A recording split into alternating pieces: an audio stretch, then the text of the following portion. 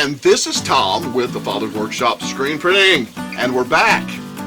And listen, I want to spend a few minutes, maybe you have questions, nobody's put anything in the comments, but have you seen, let me ask you this, have you seen all this going on with the bleaching, the sublimation on the shirt and the bleaching? Do you understand the process? I'm not saying do you know how to do it. Do you understand the shirts that you should use to do this? Do you understand what type of shirts to use and what types of shirts that you use, but you may have to treat some shirts before you do it? You follow what I'm saying? In other words, you'll notice that a lot of these folks that are doing it are using the Heather shirts, because the Heather, I believe, if I'm not mistaken, they are a 50-50 blend. And you say, what is that? That's 50% polyester and 50% cotton. Because you notice that they're not treating the shirts with a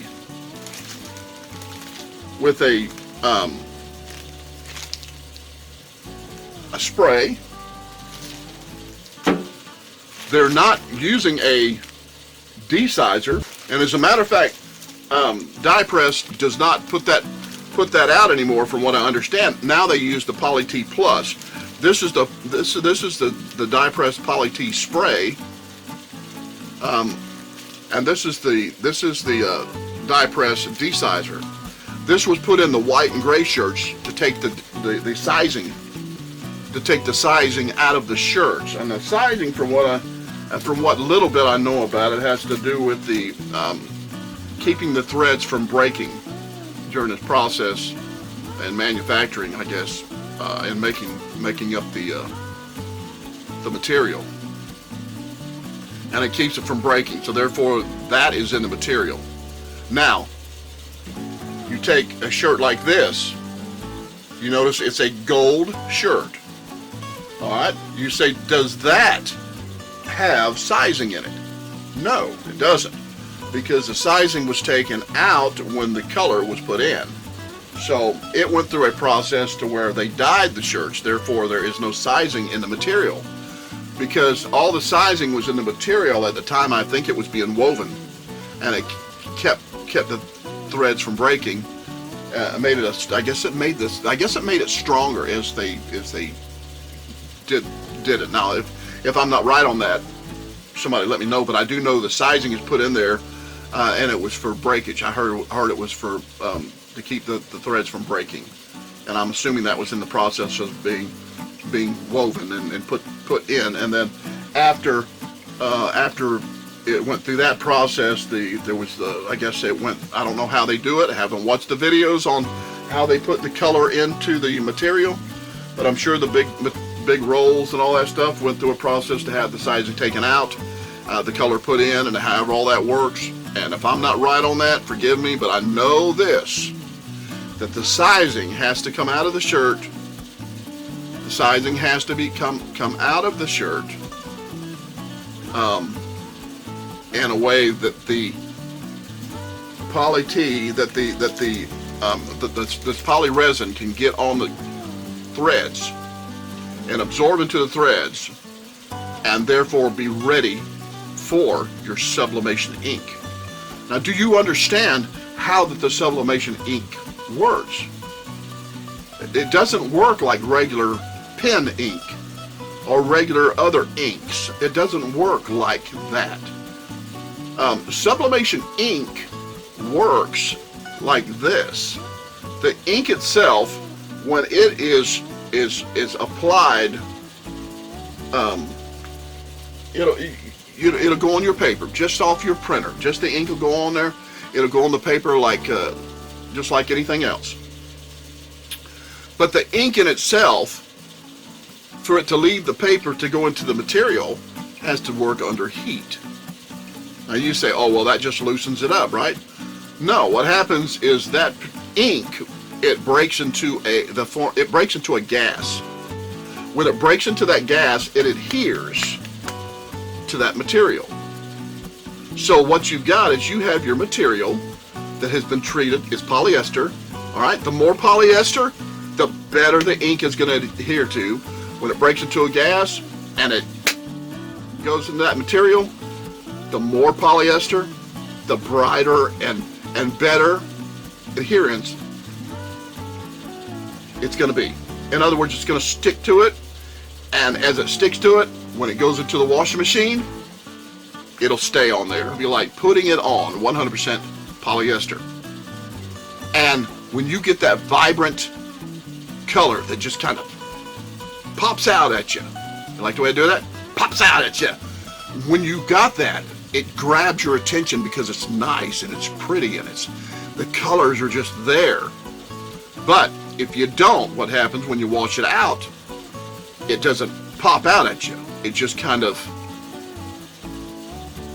it's bland, it's dull, it's not.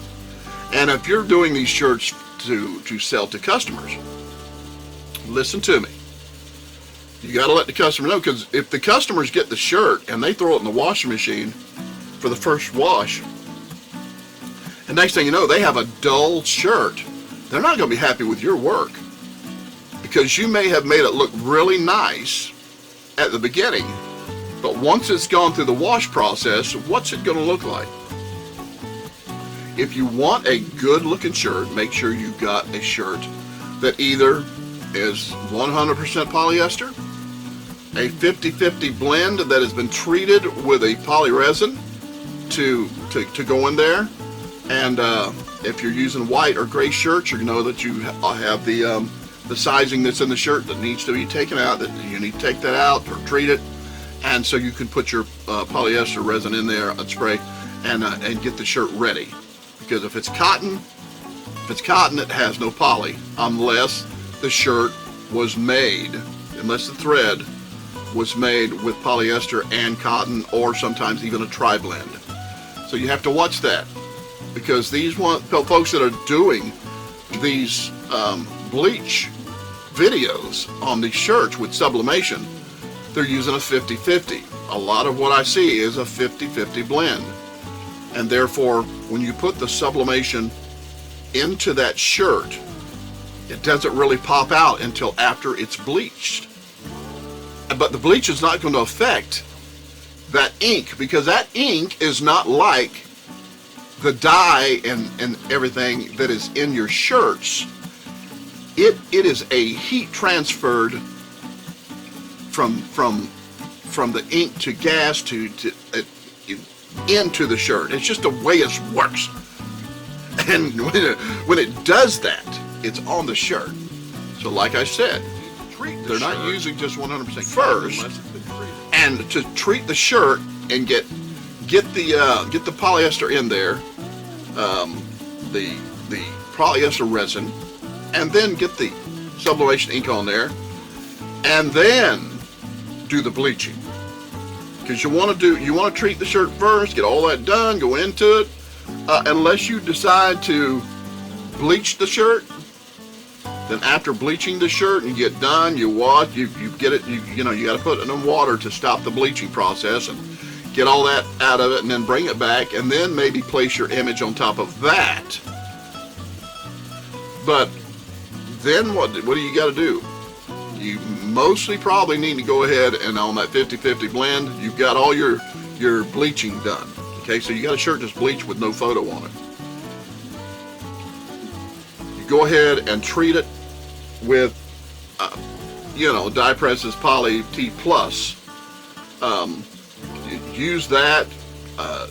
Once that's done being treated and stuff, then you go ahead and you can put your photo on there. And when you put the photo on there, it's going to come out nice and vibrant and looks good. And, it's going to probably be there like it's supposed to be. So you got a different way of doing it. There's different, nobody is an expert at this. So you guys that are out there saying, I am the only one that has the way to do this. No, there's lots of ways to do it. All right. And when you do it, you just got to make sure you do it in a way, and this is where you experiment. All right. You're not a big manufacturing company to where you're putting these billions of these out a day. you're like everybody else on YouTube, trying to get along. You showing folks how to do things on your craft. You get monetized, you make a little bit of money, which helps out, pay some of the bills. I know a lot of stay-at-home moms and things like that. You know, the housewives, while they're home, they make a little bit of money with their little craft stores and things like that, sell on Etsy and eBay and all that little stuff. And the husband comes home from work, and the wife has been working there as well as taking care of the home and the children. And sure enough, you've both made a little bit of money to where you can pay the bills. Just like everybody, we're just hard-working Americans. Now that I've gotten off my pedestal, let me get back down here and explain that when it comes to doing these shirts, you have to understand the process. You have to understand cotton has no polyester, unless it's a 50-50 polyester cotton blend. All right? If it's 100% cotton, your sublimation ink, it'll go on it. I have done it. I have taken sublimation and put it on a white shirt, and it came on there pretty, all nice and pretty and everything. The only problem is, once it went to the washing machine, it turned out really, really dull. And it was not the picture that I first put on there. It turned out to be dull. Why? As I said before, it has the sizing in it, and it doesn't have any polyester.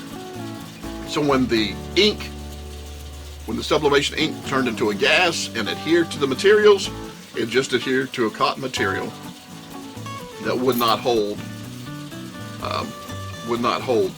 the picture, and so washes out. It dulls. So understand a little bit about this before you start doing it, because if you got 100% cotton t-shirts and you want to bleach them, you want to put a sublimation image on it and you want to bleach it, it may look good at first, but when you wash it out with detergent and all that in the washing machine, when you do that, it's gonna wash out. It's gonna fade. It's gonna fade. Yes, it is. I see you shaking your head back there. You saying, I ain't gonna do it. It's gonna work just fine. No, it's not gonna work just fine. So you gotta. Let me ask you this question. Why is everyone using heather shirts? They're saying, oh, if you're gonna do it, you need to use a heather shirt. Have they told you why you have to use a heather shirt? Have they told you? Because if you'll look on the heather shirt, the heather shirts are a 50-50 blend. In other words, it's 50% polyester and 50% cotton. And if you've got 50% polyester in there, you're going to be able to have an image that's going to be able to stick. But it's going to fade. It's not going to fade like it's 100% cotton. It's only going to fade 50%. I mean, come on, it's 50% poly and 50% cotton. So whatever that ink is sticking to in that cotton is going to fade. It's not going to be as bright, but it's going to be a good picture. It's going to be okay, but are your customers going to like it? Are your customers going to be satisfied with the first time that they wash that 50-50 blend that you didn't treat, but you just sublimated to? In a month from now, after they've washed it 3 or 4 times, is it still going to look as good as it did when you first made it? All right? You shouldn't have a whole lot of wear and tear on a shirt that's only been washed 4 or 5 times. You shouldn't have that much fadage. You shouldn't have, is that even a word, fadage? You shouldn't have, the fading is bad. So the best thing to do is, if you're going to do a 50-50 blend on these heather shirts, if you'll do that, what I would do, and I will show you, not in this video, in the next video, I will load up with this video a second video. This is part 1 of your sublimation of your shirts with bleaching. And I'm letting you know on the first part here on why, if you are going to do it, if you use heather shirts, that they are a 50-50 blend. At least the ones that I've seen. They're 50-50 blend, so you've got 50% polyester. Then the other 50% is cotton. And the reason why is because the cotton in the polyester makes it feel good when you wear it. It feels nice. It's not clingy. It's a little clingy, but not real clingy. This is 100% cotton. So as you've got 100% cotton, you can just wear it over everything, and it'll just kind of, you know, it doesn't cling to every. It's not stretch. It's not. To me, I feel that polyester is uncomfortable because I know it reveals every wrinkle you've got on your body. Every wrinkle you got, and look, man, I am not the 6-pack that I used to be when I was younger. Now I am a 3-liter, and look, as far as this is concerned, I just ain't what I used to be. And so to understand that polyester and that cotton blend, it makes it feel comfortable. So it depends on how much polyester and how much cotton you like in your shirt. Me, I'm satisfied with 100% cotton. I don't have to have polyester in there. But if you are in a business and you're trying to make your sublimation ink adhere to the shirt for your customers,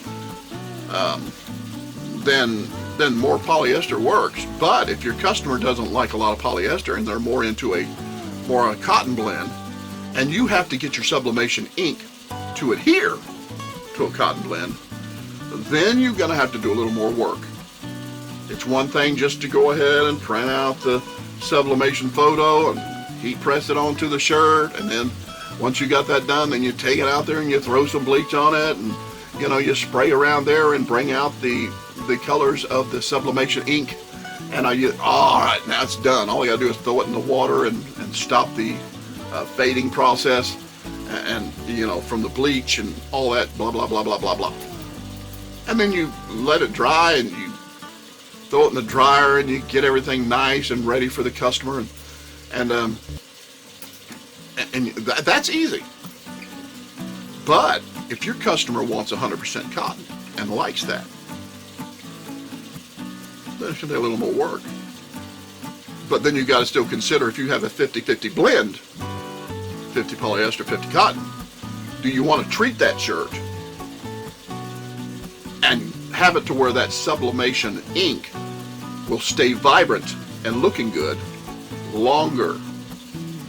Because you can go ahead and throw the sublimation picture on that 50-50 blend. You can put that picture on there, bleach it, all that, put it, you can do all that. But how long is the photo going to last? Is the picture going to stay vibrant for a long time? After a few washes, it's going to get dull. So you have to figure out, if you do a little extra work to make your work quality and last longer, will you have repeat customers? A lot of folks work for one customer, but what about repeat customers? Once that customer gets it and after 3 or 4 washes it just dulls out, they're going to go, oh, I'm not buying from them no more because it's just dull. It's just, and after a few washes, it's just, And so they're going to look for someone who has spent a little more time in quality and not quantity. A lot of people are interested in quantity, how much they can sell. But it's a matter of not just how much you can sell, it's a matter of when you sell it, will you have repeat customers? So understand your shirt, understand your materials, understand what you need to do to treat the shirt, that when you do the work, whether it be the sublimation with the bleaching and all, because it's so popular is why I bring it up, make sure that you've prepared your shirt so it will be ready for the sublimation and ready for the bleaching, and then, you know, ready to get out there on market.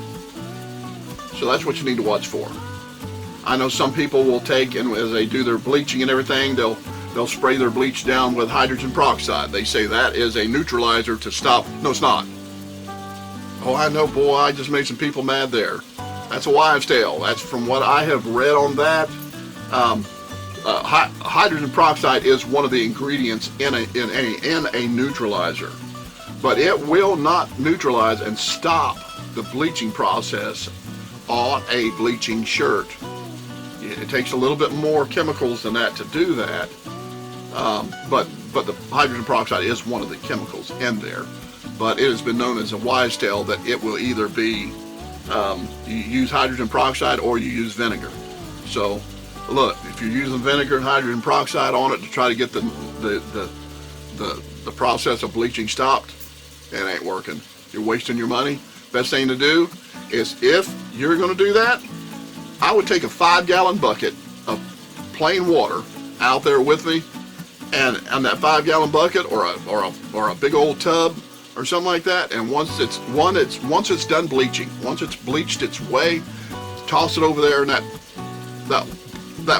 pure water in that bucket, and go ahead and stop the bleaching process. Then put it in that fresh clean water, stop that bleaching process and everything, and take it out and do the rest of the shirts the same way. You say, well, that water's then going to have bleach in it, it's going to mess everything up. Well, I can't help that. Use a water hose. Once it's done and it's got there, use your water hose and spray it down with a water hose. You know, once it's done bleaching and all that stuff, take it over there and get it in some water. That's all I can tell you. Get it in some water. That's going to be the best neutralizer you can find, is water.